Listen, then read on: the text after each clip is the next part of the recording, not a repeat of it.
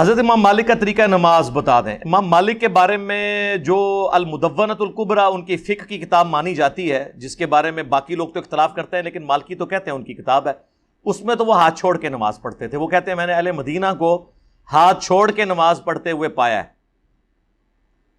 اور امام مالک کہتے ہیں کہ میں صرف نفلی نمازوں میں اگر کوئی تھک جائے تو اسے ہاتھ باندھنے کی اجازت دیتا ہوں اگر اس کو تھکاوٹ ہو رہی ہو. تو رہ گئی فرض نماز، وہ کہتے ہیں اس میں اجازت نہیں دیتا کہ کوئی ہاتھ باندھ کے نماز پڑھے.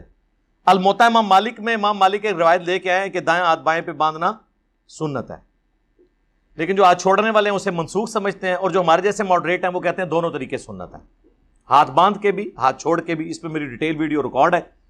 تو میں تو دونوں طریقے سے نماز پڑھتا ہوں، بلکہ اب کچھ عرصے سے تو میں تقریباً ہاتھ چھوڑ کے ہی نماز پڑھ رہا ہوں زیادہ.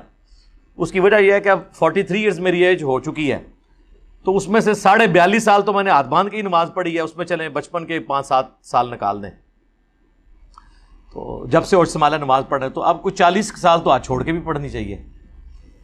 تو اس سے اگلی 40 سال بھی باندھ کے پڑھ رہے ہیں.